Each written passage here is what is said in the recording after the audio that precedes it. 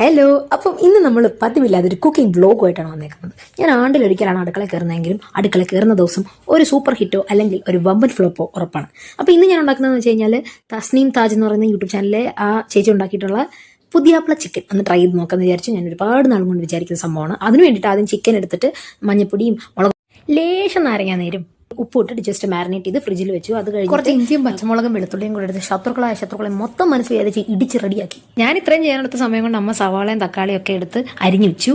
പിന്നെ എന്തിനു വെയിറ്റ് ചെയ്യണം, പെട്ടെന്ന് ചിക്കൻ എടുത്ത് പൊരിക്കാനിട്ടു.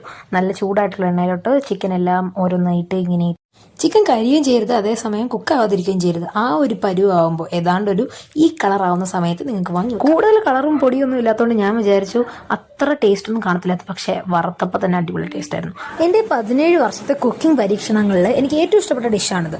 പിന്നെന്താ, ചിക്കൻ വറുത്ത സെയിം എണ്ണയിലേക്ക് തന്നെ നമ്മൾ മുമ്പേ ചതച്ച് വെച്ച ആ ഒരു മിക്സും അതുപോലെ തന്നെ നമ്മുടെ ഉള്ളിയും കൂടി ഇട്ട് നന്നായിട്ട് വഴറ്റിയെടുക്കുക. പിന്നെ കുറേ നേരം ഇരുന്ന് വഴറ്റുക കേട്ടോ. അതിനിടയ്ക്കൊരു കൈ വന്നത് കണ്ടാണല്ലോ, എൻ്റെ സിസ്റ്ററാണ്. അപ്പോഴേ നിങ്ങൾക്ക് ചിക്കൻ വറുത്തതിൻ്റെ ടേസ്റ്റ് മനസ്സിലായി കാണുമല്ലോ അല്ലേ.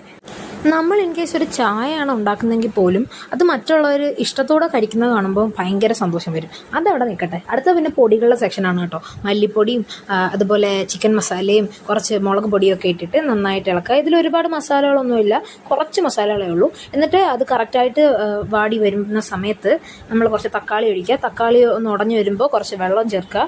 വെള്ളം ചേർത്തിട്ട് ലാസ്റ്റ് നമ്മുടെ വറുത്ത് വെച്ച ചിക്കൻ അതിലേക്ക് ഇട്ട് കൊടുക്കണം. എന്നിട്ട് പിന്നെ നമുക്ക് വലിയ പ്രോസസ്സൊന്നുമില്ല, മൂടി വെച്ച് കുറച്ച് നേരം വേവിക്കുക. ഇത്രയേ ഉള്ളൂ, സിമ്പിൾ ആൻഡ് ഹമ്പിൾ. ഏറ്റവും ലാസ്റ്റ് ഒരു ഫൈനൽ ടച്ചിന് കുറച്ച് മല്ലിയിലയും കൂടെ അങ്ങോട്ട് മുകളിലോട്ട് തൂവി കൊടുക്കുക. പിന്നെ പ്ലീസ് നോട്ട് ദ പോയിന്റ്, ചിലർക്ക് ശരിയാകും ചിലർക്ക് ശരിയാകത്തില്ല. എനിക്ക് ശരിയായി. ടെസ്റ്റ് ചെയ്ത് നോക്കാം.